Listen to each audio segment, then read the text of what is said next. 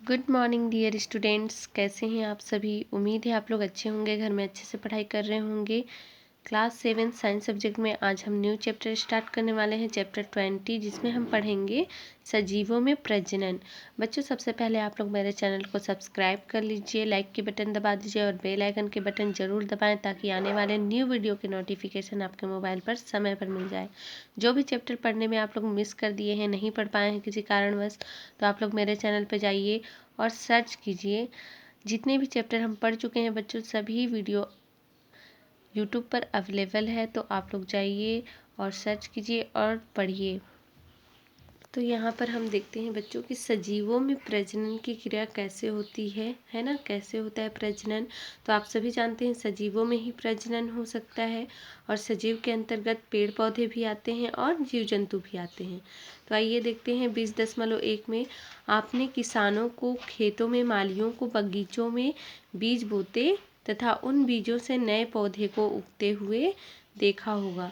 तो बच्चों, किसानों को आप लोग हमेशा खेतों में ही देखेंगे कि वो धान, गेहूँ, है ना, ये सब लगाते हुए, फसल उगाते हुए, दलहन पौधे और जितने भी फसल होते हैं वो किसान खेतों में लगाते हैं। मालियों को बगीचों में आप लोग देखे होंगे बहुत सारे फूल, फल के पौधे लगाते हुए, बीज बोते हुए, है ना।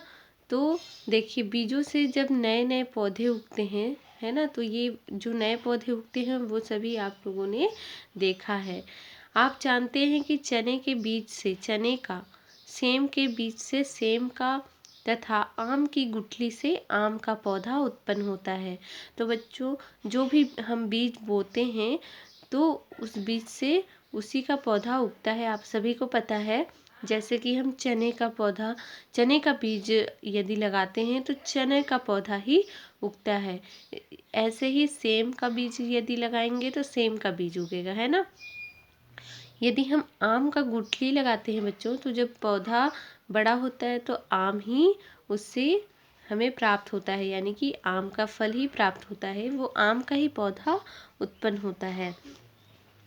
इस तरह गाय बछड़े को और बकरी मेमने को जन्म देती है तथा चूजे मुर्गी के अंडे से ही उत्पन्न होते हैं। सभी सजीवों में अपने समान जीव उत्पन्न करने की स्वाभाविक क्षमता होती है। इस प्रक्रिया को प्रजनन कहते हैं। तो बच्चों, प्रजनन किसे कहते हैं? जो अपने ही समान, है ना, जो अपने ही समान जीव उत्पन्न करने की स्वाभाविक क्षमता होती है, इस प्रक्रिया को ही क्या कहा जाता है? प्रजनन कहते हैं। तो आप सभी जान गए बच्चों प्रजनन किसे कहा जा रहा है और किस प्रकार से हम जो बीज बोते हैं उसी बीज का पौधा उगता है ना। इसी प्रकार से जो जीव जंतु हैं, जो गाय होते हैं उनके बछड़े और जो बकरी होते हैं उनके, वो अपने मेमने को जन्म देते हैं, यानी कि मेमने जब बड़े होते हैं तो बकरा या बकरी बनते हैं। इसी प्रकार से गाय जब बछड़े को जन्म देती है तो या तो वो बछड़ा होता है या फिर बच्ची होती है, बछिया होती है। इसी प्रकार से जो चूजे होते हैं, या तो चूजे से क्या निकलता है, या तो मुर्गा या फिर मुर्गी, यानी कि वो भी अंडे से ही उत्पन्न होते हैं, है ना। तो इस प्रकार से आप लोग समझ गए बच्चों कि प्रजनन किसे कहा जा रहा है। अब देखेंगे 20.2 पौधों में प्रजनन। तो यहाँ पर हम देखेंगे पौधों में किस प्रकार से प्रजनन होती है। तो आइए देखते हैं। आप पढ़ चुके हैं कि फूल से फल तथा फल में बीज बनते हैं। तो बच्चों, ये आप देख चुके हैं जो पौधों में प्रजनन की क्रिया होती है, उस समय आप देखेंगे कि जो फूल से क्या निकलते हैं? फल, है ना। फूल से क्या बनते हैं? फल बनते हैं, तथा फल से फिर फल में क्या लगते हैं? बीज बनते हैं, है ना। तो और बीजों के अंकुरण से नए पौधे उत्पन्न होते हैं। आइए देखें फूल, फल तथा बीजों में क्या संबंध है। तो हम क्रियाकलाप करके देखेंगे बच्चों।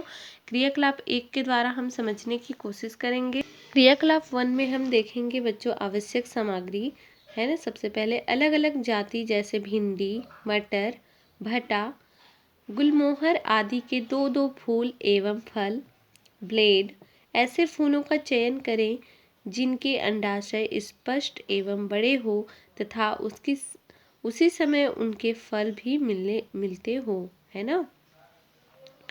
उनके फल भी मिलते हो। तो अपने द्वारा लाए गए फूलों का अवलोकन करें एवं अपनी कॉपी में उनके चित्र बनाएं, है ना।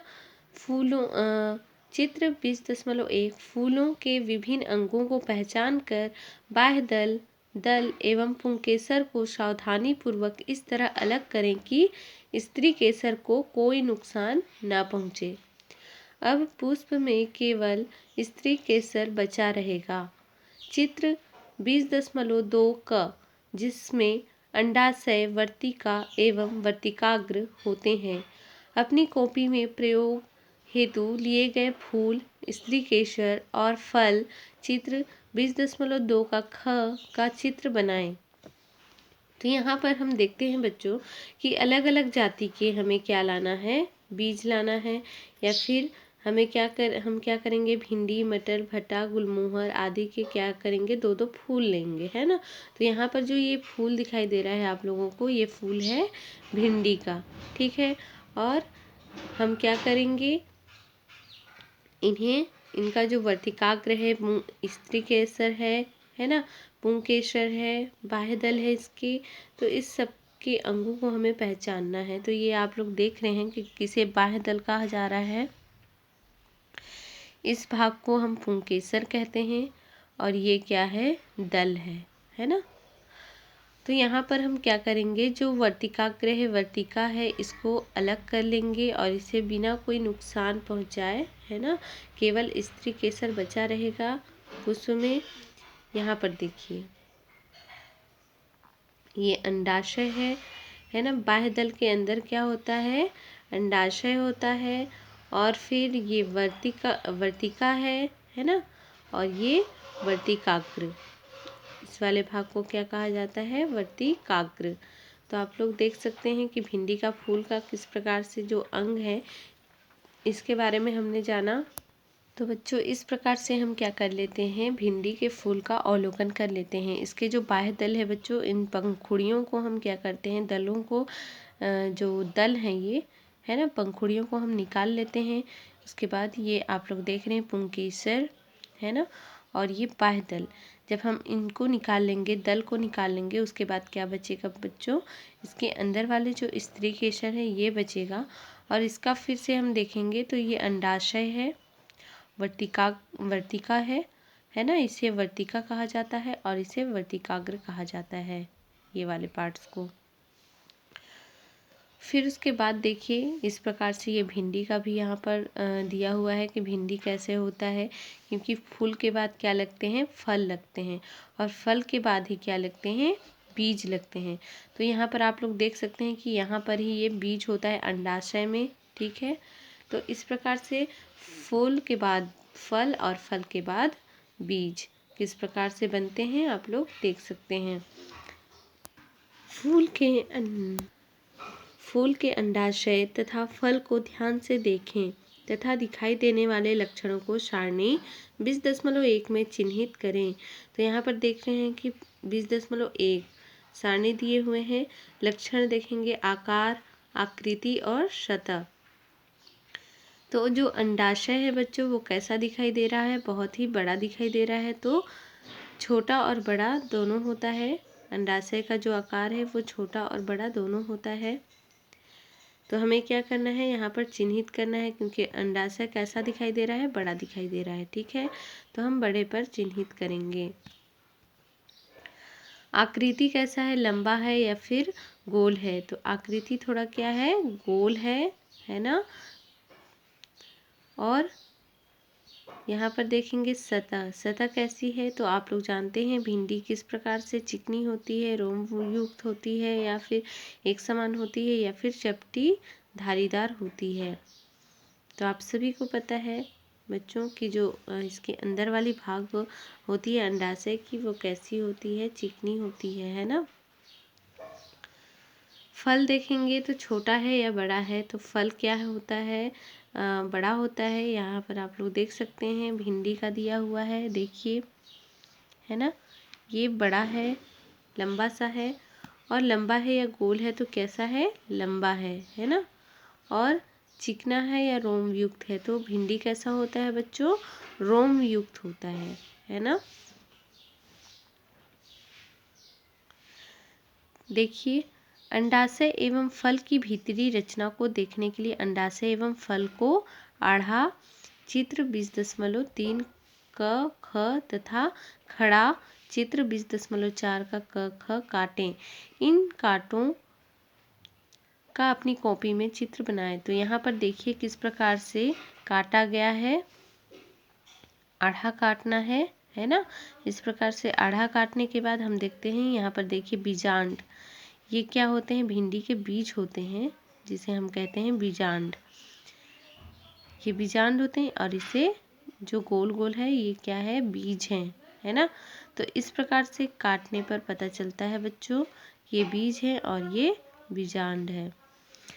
तो स्त्री केसर तथा फल को आढ़ा काटने का तरीका इस प्रकार से है। अंडाशय एवं फल की आढ़ी काट। अब देखेंगे हम। अब आप यहाँ पर देख सकते हैं बच्चों कि स्त्री केसर तथा फल को खड़ा काटने का तरीका। तो इस प्रकार से ऊपर से हम ऐसे खड़ा काटेंगे, है ना, इस प्रकार से। तो ये आप लोग देख रहे हैं कि किस प्रकार से इसके जो अंडाशय होते हैं ये गोल संरचना बनाए रखते हैं, इस प्रकार से गोल। और ये जो फल लगता है वो लंबा लगता है ना। तो यहाँ पर आप लोग देख सकते हैं कि ये बीजांड है। ये जो लगे हुए हैं जब आढ़ा काटते हैं तो इस प्रकार से दिखाई देते हैं, है ना। ये बीजांड लगे हुए हैं और यही क्या होते हैं? ये देखिए ये बीज, ठीक है। जब फल लगते हैं तो ये बीज होते हैं और ये अंडाशय में क्या लगते हैं? बीजांड। और ये जब फल बनने लगते हैं तो इनमें क्या होते हैं? बीज उत्पन्न होने लगते हैं। तो यही कहलाते हैं बीज। यानी कि अंडाशय एवं फल की खड़ी काट है। ये अंडाशय की काट है और ये फल की काट है। और ये है बच्चों स्त्री केसर तथा फल को खड़ा काटने का तरीका। ये क्या है? स्त्री केसर। इन कांटों तथा बनाए गए चित्रों के आधार पर निम्नलिखित प्रश्नों के उत्तर दें। अंडाशय तथा फल की खड़ी का आढ़ी काट में क्या क्या समानताएं हैं? जैसे आकृति कैसी है, दीवार कैसी है, सतह कैसी है, कितने खंड हैं, बीजांड अंडाशय के किस भाग से लगे हैं, बीज फल के किस भाग से लगे हैं। तो बच्चों इसको बताना है कि आकृति कैसी है, लंबी है, गोल है, कोणीय है ना। दीवार कैसी है, तो मोटी है या पतली है। तो क्या होती है? दीवार मोटी होती है थोड़ी भिंडी के। और आकृति कैसी होती है?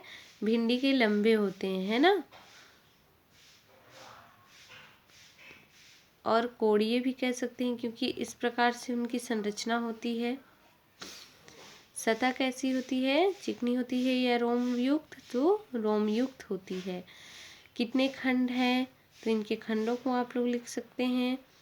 बीजांड अंडाशय के किस भाग से लगे हैं?